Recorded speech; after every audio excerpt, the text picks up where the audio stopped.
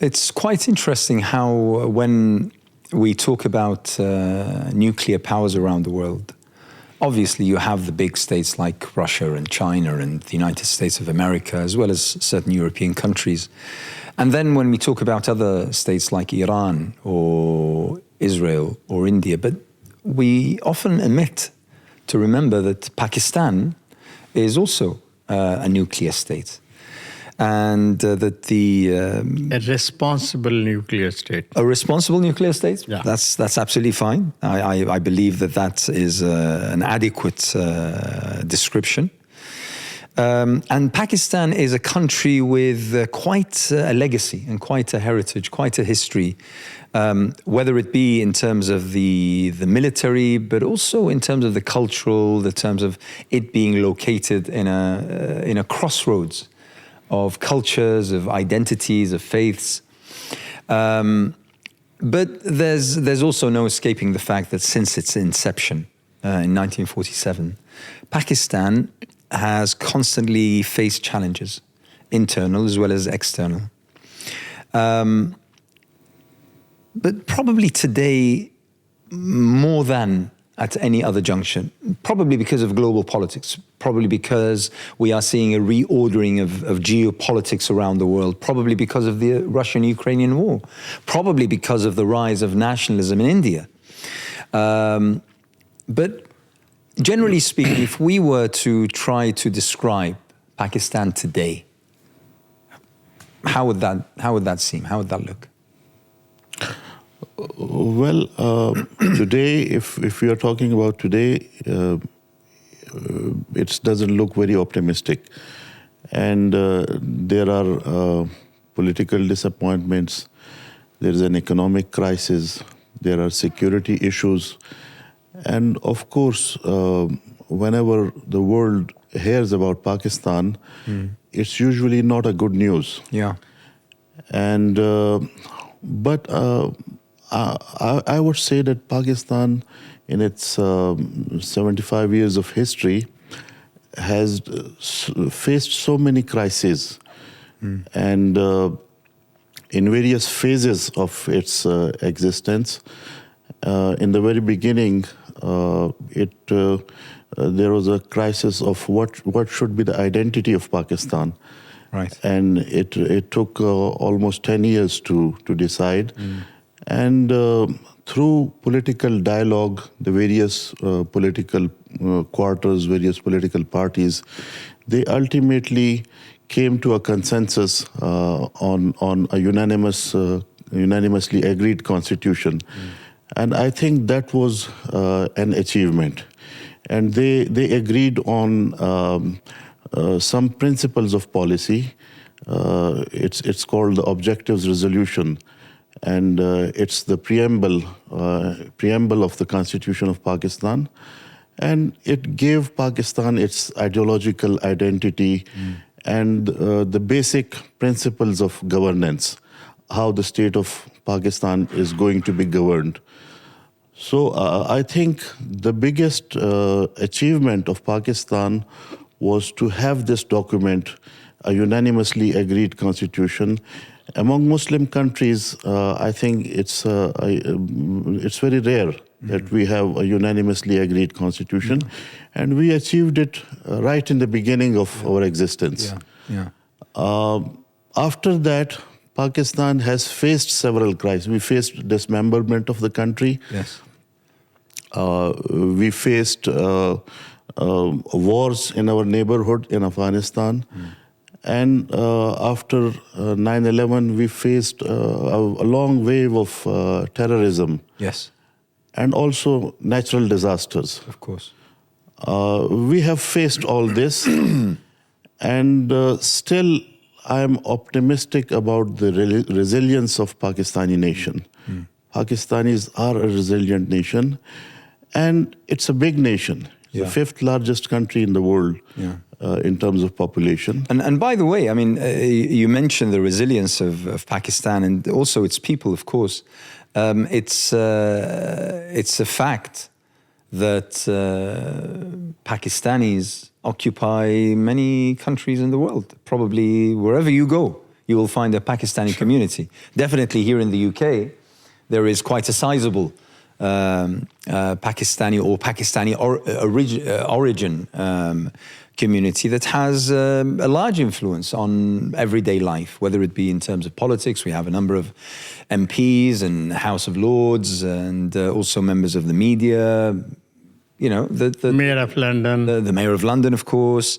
So the legacy of Pakistan, the reach of Pakistan, I mean, albeit that we are talking today about Pakistan, the country, and the kind of strategic or geopolitical or even natural challenges that it comes across, but the actual fact that its reach is so global is definitely a mark to behold. Definitely. If you go to USA, Canada, many other places in the Middle East, Pakistani doctors, engineers, and so many skilled workers all around the world, they are present there. Yeah. And it's a big strength for Pakistan. Now, internally, as Asif said, we do know that there are so many challenges we have to face. But one very strong point is that perhaps among Muslim countries, this is the only nation which is stick with its constitution. Yeah. And everybody agrees on that. Yeah. Now, the difficulties are there. We have some difficult relationship with the establishment, and also at the same time, landlords and many other mafias, which we have to deal with them. But within society, now there is a trend and resilience to change the situation. And I do hope that the new equilibrium will soon be arrived. When you mentioned that kind of landscape, you mentioned the landowners, you mentioned the mafias, the cartels, and you also mentioned the establishment. Were these elements that emerged over time, over the past 75 years, or were they probably cemented by virtue of the nature of the Pakistan that emerged in 1947? How did that come about? Well, my personal view is that they are cemented. They were there. They were there even before? Even before Pakistan. Right. The landlords, the legacy which the Britishers left behind was of the same type of people. And an unfortunate scene was that the movement for Pakistan was not driven within the territory which is now in Pakistan. Yeah. We had Aligarh, from where a lot of students and intellectuals were born. Hyderabad, which was another educational town. Many people migrated from there and other areas. So all the good institutions, Muslim good institutions, were in India. In Pakistan, whatever we had, some colleges made by the British government. Yes. And then, of course, the military, this most strong institution in Pakistan, which is a plus for Pakistan because our sovereignty depends on military. Yeah. We have enemies on left, right. But at the same time, of course, when they have power, the absolute power corrupts absolutely. So the system is hung the with establishment, the military establishment, does encroach from time to time. In fact, quite often, one could say, into political and civilian life. Is that not a challenge? That's all over the Muslim countries. True. Like the deep state or the military, it is not content with its own boundaries of the constitution. It always oversteps its constitutional limits, and Pakistan is no exception. This is one of the major political problems of Pakistan. The deep state that includes primarily military and also the judiciary and also the civil service. It interferes in the outside their domain, the constitutional domain, and it interferes in the political decision making, And there is a checkered history. Yeah. The elections have always, there were question marks on election, that there has been pre-electoral and post-electoral engineering. And the desires and ambitions of people, the will of people, Yeah. that was not respected. Yeah. Despite the fact that we have democratic traditions, old democratic traditions, and the people of Pakistan have always very zealously guarded their fundamental rights.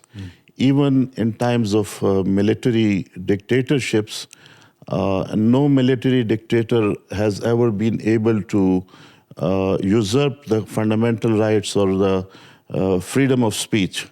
So press was always free, and like people used to assemble even in military rules. Yes. They used to organize rallies. So Pakistan has a mix of success and failures. Yeah. Yeah. Has its share of. I mean, obviously, you can't even start to compare Pakistan with, let's say, the majority of the Arab world, Yes. where there is no such institutions of democracy, where there is no virtually elections held, where there is no freedom of press and media and the like. So obviously, from that particular standpoint, you can't really compare like for like. I mean, it's not. But Pakistan finds itself today in a very precarious situation. Now, I would suggest that out of that situation, as challenging as it is, there are many opportunities that Pakistan could use, even in terms of global politics, because of its positioning, because of its location, because of its borders. Because on the borders of Pakistan, you have Afghanistan, which is of immense interest to the entire world and could destabilize the entire region, as we saw over the course of the past 30 years. From the other side, from the other north, we have Iran, which is also a point of contention in global politics. And towards its south, we have India, which is now one of the largest growing populations demographically in the world, largest economies probably in the world, and its reach is formidable. Sure. And in the north is China. And then you have, of course, China. And China particularly is quite interesting vis-a-vis the relationship with Pakistan, because this so-called the new Silk Road comes straight through Pakistan, True. which would suggest that there is a strategic interest, not just a sort of a contract or economic relationship, but actually a strategic interest in this relationship with China. But how, amidst all of this, how does Pakistan grow? Because, as I said, I mean, amongst these immense challenges, there comes opportunities. But with so much instability, with so much question marks surrounding Pakistan from every corner, how can Pakistan actually grow? How do you see that? What's the opportunities? There are challenges, there is no doubt. There are geopolitical challenges. Pakistan has always struggled to balance its relations between United States and China. Although they both have conflicting interests in the region. But at the same time, United States has remained its largest trading partner and economic partner, and also in terms of military equipment. United States is the biggest provider of military equipment to Pakistan. But at the same time, relations with China are like the stabilizing factor in the region. Because as you said, Pakistan relies on China strategically. And it has always, across party lines, all parties have respected these relations. And all political parties, the military and the deep state and the people of Pakistan, they want to strengthen our relations with China. And in the context of One Belt, One Road, it gave Pakistan a fresh air of optimism. Leverage? Leverage and optimism. CPEC was the most important international component of One Belt, One Road. But what CPEC could do is provide a platform. The rest was up to Pakistani government to make a road show out of it and to woo private businesses from around the world to have industrial zones in Pakistan and to promote business. Obviously, governments can do up to an extent. A foreign government can do up to an extent. The rest was up to Pakistani government to make the best out of it. Yeah. Unfortunately, successive Pakistani governments did not face up to this challenge. And that air of optimism is no more there. Now, I think our challenge is, the foremost challenge is to address our political crisis. Because if there is political stability, then economic stability will follow. Before I come to the political crisis, I'd like to ask about the constitution. You mentioned that the constitution cemented Pakistan's ideology and the identity of Pakistan, the word that's used. What identity is that? If I was to ask, what's the identity stipulated by virtue of the constitution? Well, the Constitution had made a very positive role even for the forces which are hostile to our political system. I mean, we had two martial laws in the past. After this Constitution was accepted by Pakistani Parliament, they did not dare to suspend the Constitution or change the Constitution. Even despite the martial laws? Despite the martial law. Okay. So we survived that, and the nation is stick with that. That is one thing very positive for Pakistanis.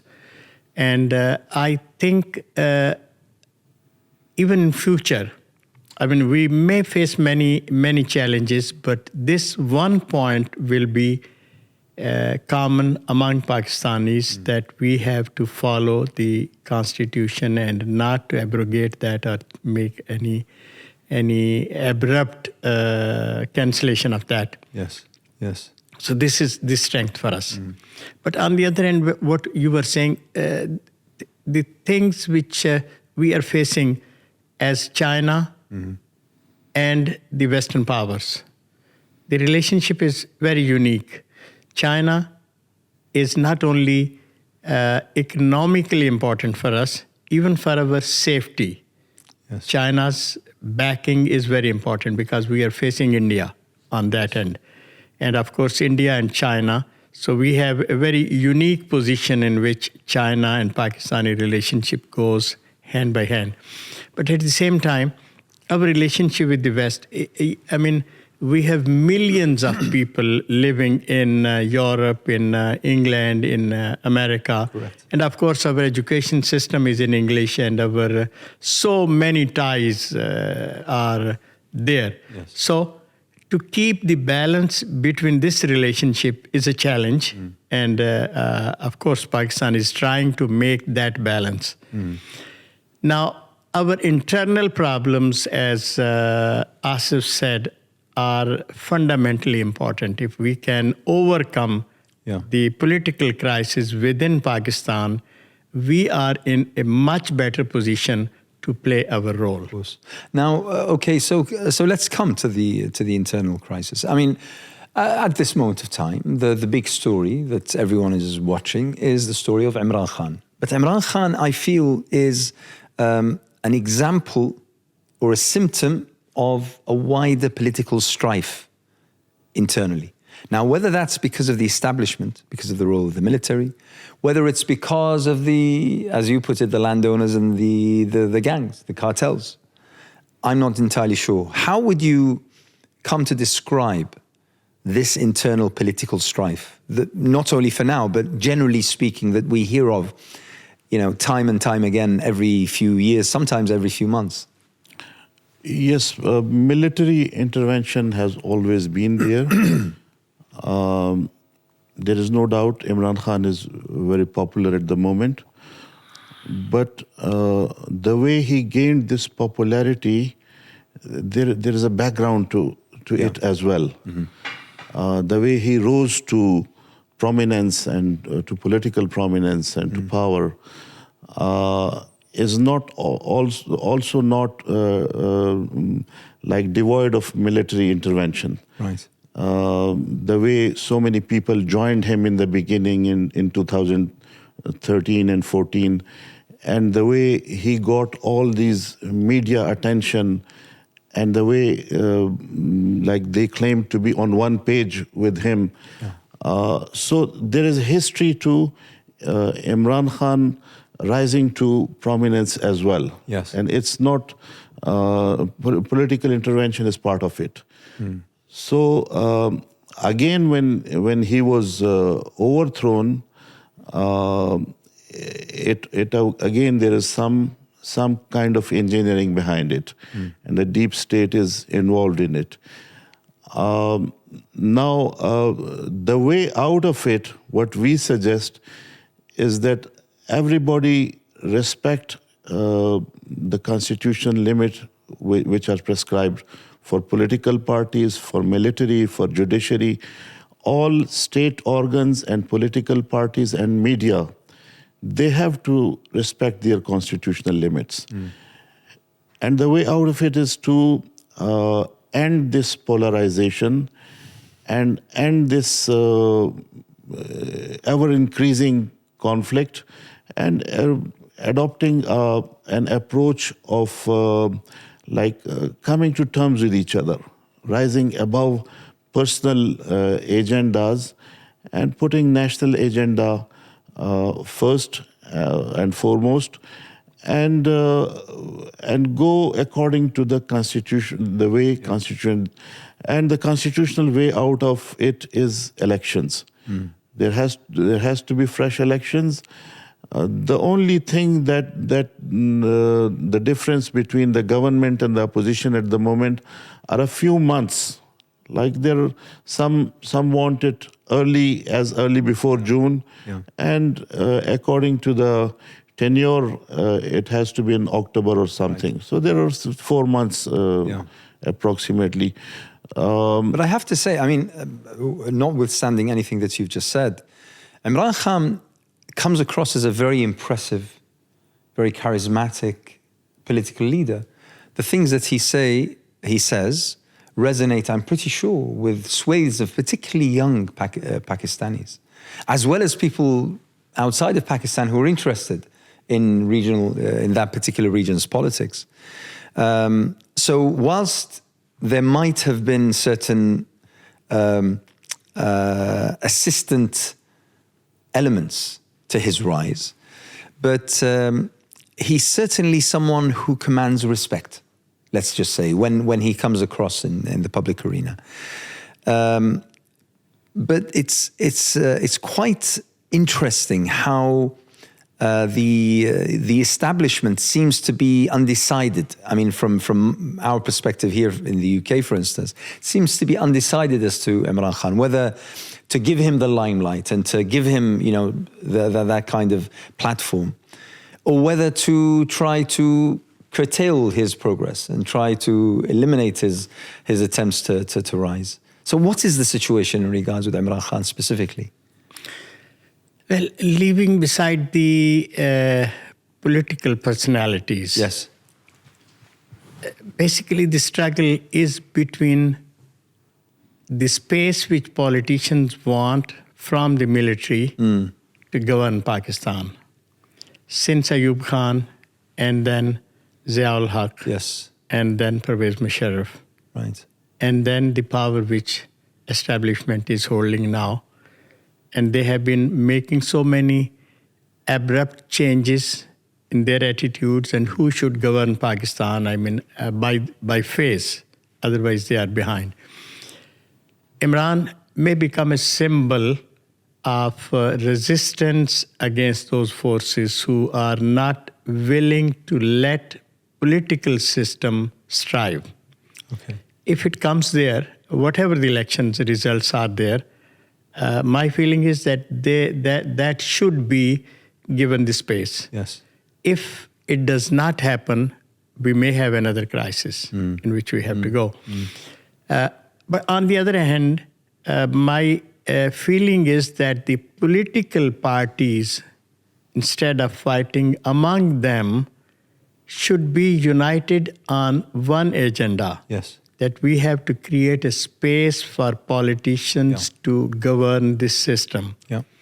And agreeing on such agenda would make our future much safer than what conflicts are going on right now. Who can dare to come forward and make this dangerous situation into a hope is really something. Yeah. Yeah. Imran is frustrated at this time point. Yes. And of course, the governing parties are frustrated as well. So we have to come up with some kind of, agreement among the forces which are running the whole show. Let's talk about the Jamaat-e-Islami. The Jamaat-e-Islami is a crucial component of Pakistan society and Pakistan politics. Jamaat-e-Islami have been around for a very long time, even before the establishment of Pakistan. Sure. And its role in public life is undeniable. Its impact on Pakistani politics is variably quite significant. I happen to recall, and you'll correct me, that Jamaat-e-Islami were part of governing coalitions in the past. And there were many a time when Jamaat-e-Islami were certainly the second most powerful political element. I'm not entirely sure what the situation is now. Where does Jamaat-e-Islami find itself today? Well, Jamaat-e-Islami has several aspects of its struggle and its movement. Elections are one part of it. Jamaat-e-Islami is an intellectual movement. It is also a reform movement, a societal reform movement.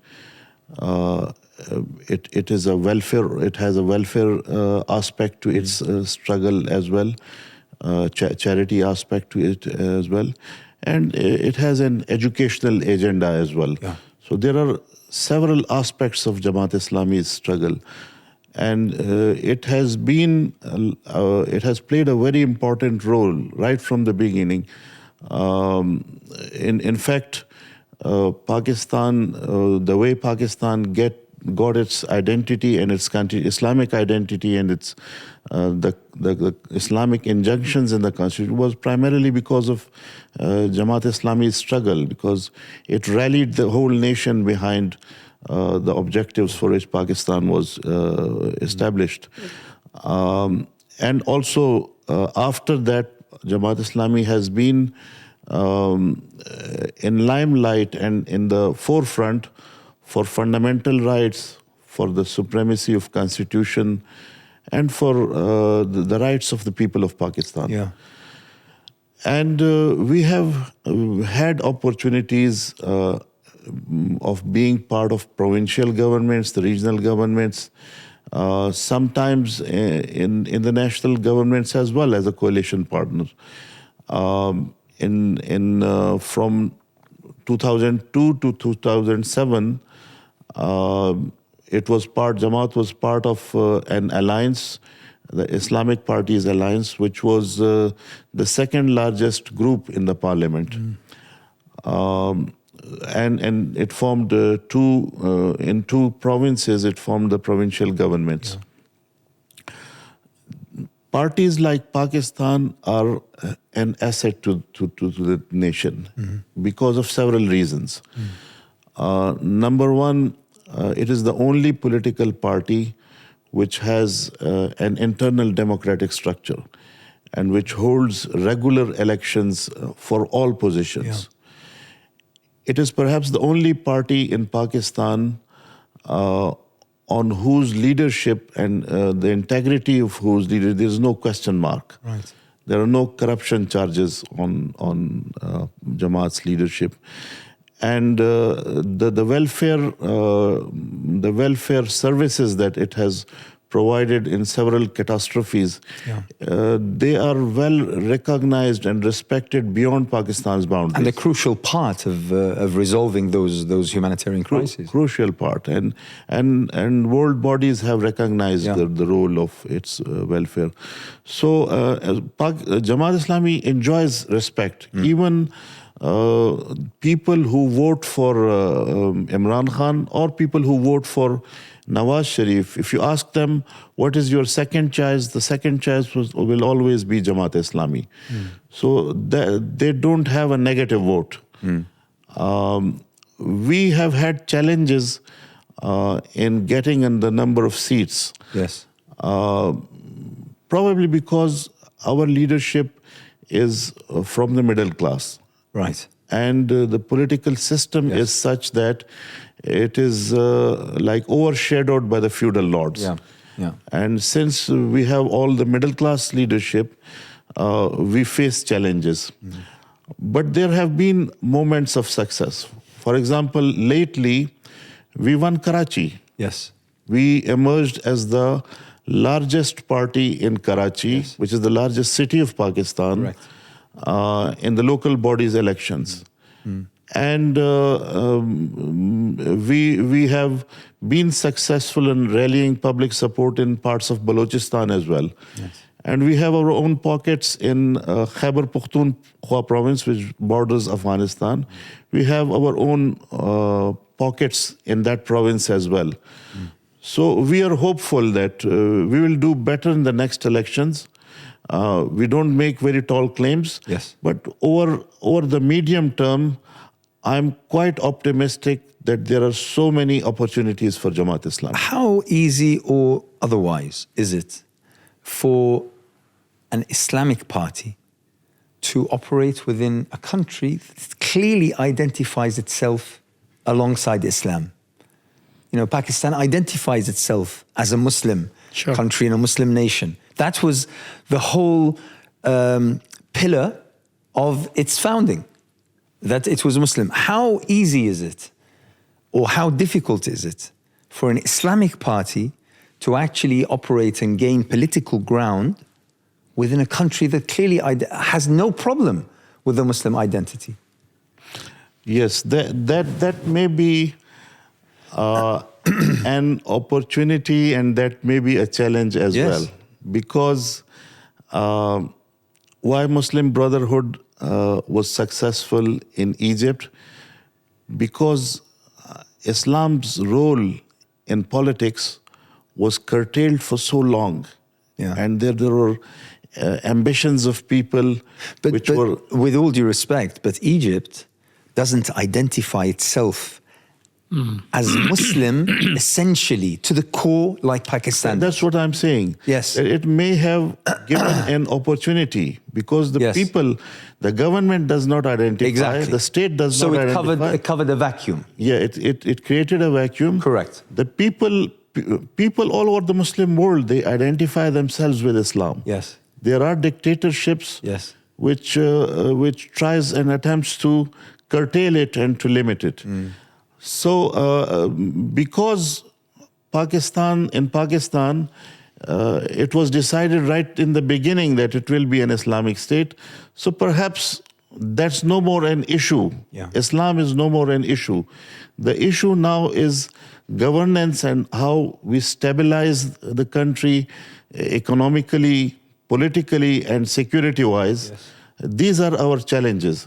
Islam is no more a contentious issue. A contentious issue. Yes. Forwarding the viewpoint which Brother Asif has said, mashallah, and very rightly, the issue which we are facing is showing people the leadership which is capable of solving the economic, political, and other issues of Pakistan. We have successes and we have failures. Some of the problems which we are facing is that being a party of middle-class people, Yes. we don't have many resources with us. By the way, why is that? I'll tell you that. The issue of middle class. I mean, that's Yeah, the interesting. middle class issue is that in Pakistan, the landlords and the mill owners, and they have occupied this space with their many resources with them. And what happens is that when one party leaves the power, all of them go to another party which they think is going to be in the power in future. Yeah. So basically, any of them, I'm not naming any personality, Yes. but whosoever has to come to power, they will invite all those corrupt people with them and let them go.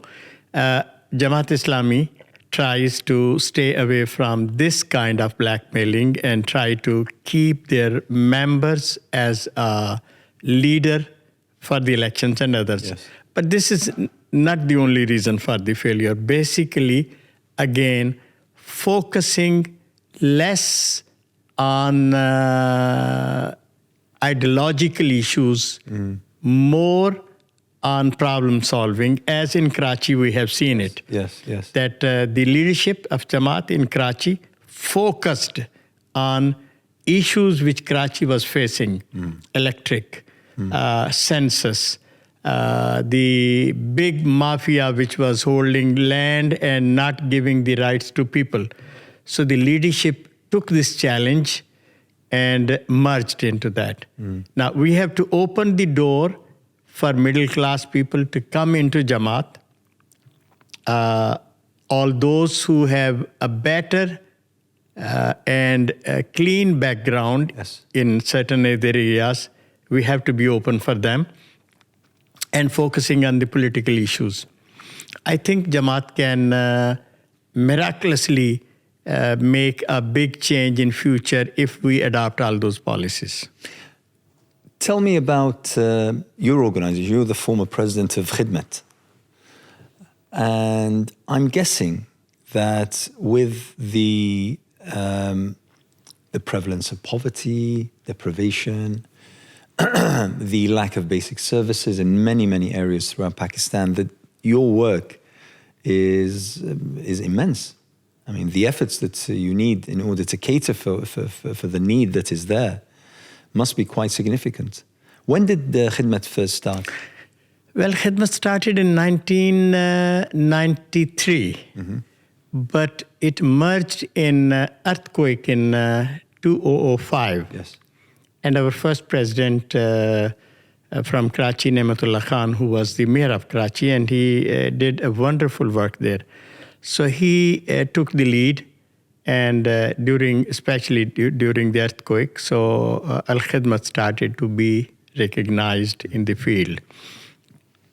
Then later on, many other changes came there, and of course, organizational structure and workers' training and volunteers movement, all that started in 2012 and 13. Then came a big flood in Pakistan, coronavirus, we faced that, and then a huge flood which came just last year. Now, Al-Khidmat has a big strength. There are so many other organizations doing good work, and we appreciate all of them. But the workers' base which Al-Khidmat has, no other group has that. We had 60,000 workers on the ground which were, doing welfare work in flood areas. And all those, internationally, we had 90 organizations who cooperated with us to work in Pakistan. And we are working in health, we are working in education, we are working in clean water, we are working in prisons. We are working to give interest-free loans to those who cannot get job and they want to establish things. We are working with our funds. So Alhamdulillah, well recognized, and especially in flood situation, international community gave us a big support. Obama Foundation put our name right at the top. Sure, that's a good thing over yeah. Even Jemima. Definitely. And that was despite Imran. I'm sure. the UN Secretary General, when he came to Pakistan, I'm the only person to meet him among the organizations, because this is what they recognize, that Al-Khidma is working on the ground. Do you not So see? now, Yes. what I say is that Alhamdulillah, and this is blessing of Allah, that we had extensive program of developing our workforce on the ground to respond as quickly as possible. Yes. See, when the earthquake in Turkey was there on 6th of March, Yes. on 8th, I was in Istanbul.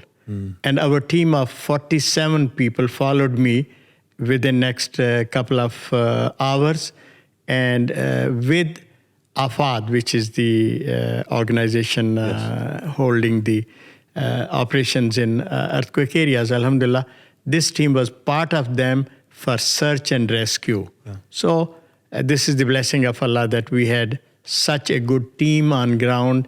Now we are trying to move into international arena, and we would like to get some space in UN agencies as well, and with other governments, because in flood area, especially those who lost their homes and who lost their crops and everything else, Alhamdulillah, we can deliver a lot. Don't you feel that, this immense work, you're almost operating as a government? You're covering the very same semi-government. That, you're actually doing the job of a government. That's in a true. way. Sometimes even the job that even the government cannot do. Yeah. Because the government has a slow process. And the bureaucracy and red tape bureaucracy and private sector can quickly reach to the people and provide relief at the doorstep right away. So that is the strength of Al-Khidmat.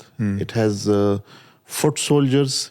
It has field workers. I mean, when you say 60,000, that's an immense figure. That's an immense figure. Yes. And no other organization has this strength. Yeah. They might have money. Yeah. Sometimes there are organizations who had more money than Al-Khidmat, but they were not able to disperse that money to reach to the doorstep of. And that is the primary, and of course, the integrity and transparency of Al-Khidmat. Okay, let's talk a little bit about, I want to talk about three issues, essentially. India, Kashmir, and Afghanistan. What does Jamaat-e-Islami, what's its stand in regards with India as a neighbor, as a neighboring country? Kashmir, where India has occupied swathes of Kashmir and almost controls Kashmir. And this begs a question of exactly what Pakistan's strategic vision is regarding Kashmir. And then, obviously, Afghanistan and the return of Taliban to govern Afghanistan. So all of this, how do you see this? Well, as far as Jamaat-e-Islami is concerned, we would like to have good relations with all our neighbors, and including India. More so because we are an Islamic movement, and for an Islamic movement, dawah is also a major part of its struggle, and we cannot mark one nation state as the enemy state. Yes. Because our message is for all the humanity, and we cannot exclude any geographical region or any country from this message. This is part of our faith, that we are bound to spread this message, to give this message to all of humanity. with sincerity and with the sentiments of their well-being. No nation state is an enemy state. There are issues. There are conflicts. And the major issue is that Kashmir, according to the formula of the partition of India and Pakistan subcontinent, all the Muslim majority areas were supposed to be part of Pakistan. Yes. And India occupied it by force. And then it was India that went to United Nations, and United Nations passed a resolution. And there are several resolutions that Kashmir is a disputed territory. And its ultimate decision is to be made by the people of Kashmir through an impartial plebiscite under United Nations. So that is the legal status of Kashmir. And we want this conflict to be resolved according to UN resolutions. That is the major contention. Honestly, do you think that's going to happen? Pursuing something is fine. There is a dispute. There is a dispute that exists. Now, how to resolve it? We can invite them. Let's talk. We should accept that there is outstanding dispute between us, and we need to address it. We cannot brush it under the carpet. And the primary party are Kashmiri people. Yes. It's not Pakistan, it's not India. If Kashmiri people are not willing to accept themselves as Indian citizens, I'm nobody and Indians are nobody to force them to accept it. Yeah. So it will not be resolved by invoking an article from the Indian Constitution, because there are UN resolutions, and more important, the Kashmiri people, it is to be resolved according to the wishes of the Kashmiri people. How does that particular stand, when you explain it like you've just done, how does that sit with the people of Pakistan? Do they accept this position? Do they espouse this position? Do they commend this position? I guess this is the only issue on which Pakistanis are on one page. Okay.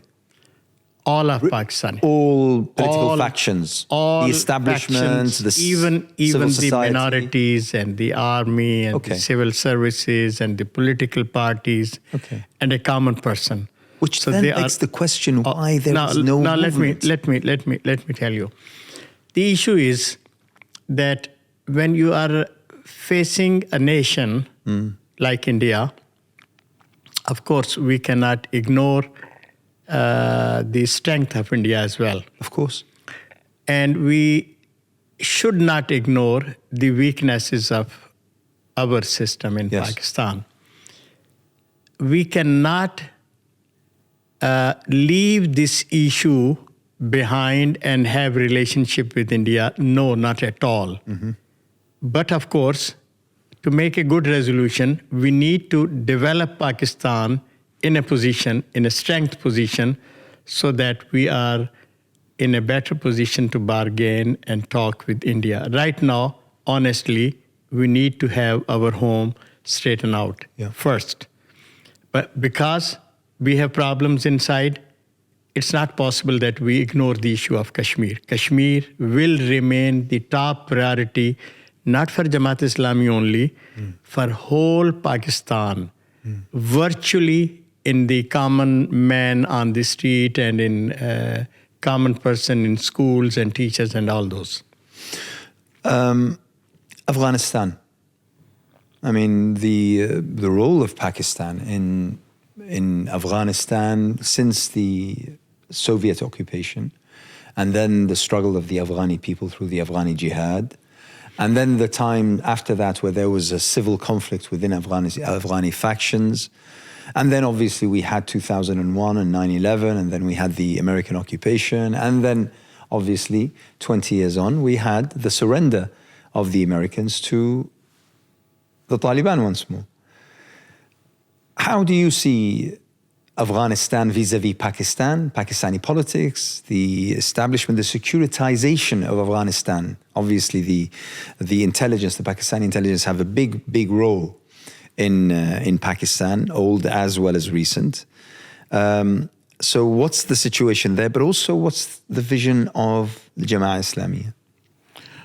On Afghanistan, our basic stance is that the future of Afghanistan is up to the Afghani people. They have to decide how their country is going to be run.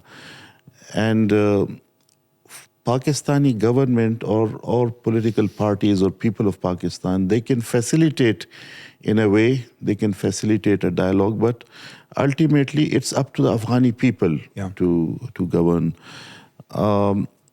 Pakistan and Afghanistan are so interdependent that I can hardly imagine two other countries in the world that are so interdependent in terms of security, economically, and in terms of our people. Tribal people extend over the borders and spill over and such. Yes, the same people live on both sides of the borders. They speak the same language. They have the same culture. They have the same faith. So it is not possible that there is peace in Afghanistan and there is war in Pakistan and there is war in Afghanistan. It is not. If Afghanistan is at war, there is violence in Afghanistan, it will have spillovers in Pakistan and the other way around. So it is in the interest of both the countries to address the issues. As far as Taliban are concerned, at the moment, I think there is no alternative. Practically, there is no alternative to Taliban government. The West has tried to woo the Northern Alliance, but it was not workable. And for the first time in the last 40 years, Afghanistan, the whole of Afghanistan is under one government. Of course, there are issues. There are issues of women rights. There are issues of women education.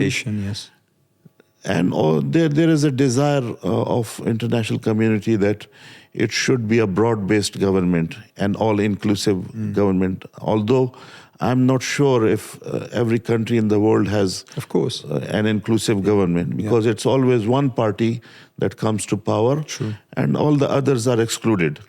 And there is some people in government, others are in opposition. Correct. Are there direct contacts between Jamaat-e-Islami and the Taliban government? Yes, there are. And I believe recently there was a delegation from Jamaat-e-Islami that actually visited Kabul. There were several delegations. Several delegations visited.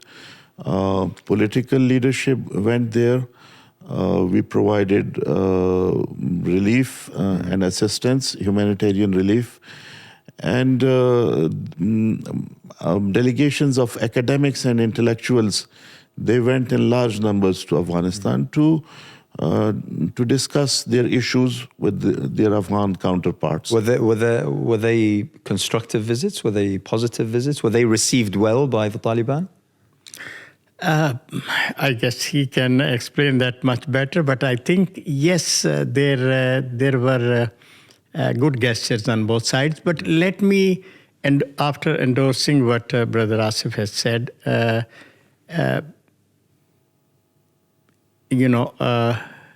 put another perspective of Afghan situation. Afghans have almost 3 generations has gone through these crises, bombs and war and all those things. And I don't think hardly any family who had not suffered one or another person among their setup. Now, once again, as he said, the whole country is under one umbrella and one government. This is after a long time this has happened. The world should wait for some time. The reactionary situation if you are going through wars and all those things, and then you expect them all together to be as rational as a person living in New York or London and others should It's be. unreasonable. It's very unreasonable. Yes. They should get some time to settle down with the situation in which they are and behave like normal persons can be. Yes. So if word is not giving them that time space, I mean, you have spent 20 years to suppress them and kill them, and now you are not giving them 10 years to come back and make some realities on the ground. This is one important issue which people should always realize. Secondly, as they are martial nation, and I'm sure now the word is changing and you cannot stop the changes coming into the system. That has to come there. We need to support them in education, in health, in other areas. And just giving them that kind of support in which they really feel that somebody is sympathetic with them is more important than sending them the advices that do this, and do this. Yeah. Of course, we are not endorsing their policies of not educating the girls or so many other policies. Yes. So we have the differences. But keeping all you those made that clear during the visits? You made that clear that you were... Yeah, definitely. Our leadership has conveyed them our feelings. And even on certain subjects, we have openly said it in press and other areas as well. But keeping that the realities are there, so we have to be patient and, understanding the situation. Thank you very much. Thank you so much. MashaAllah. Pleasure. Brilliant. I've learned so much. Pleasure.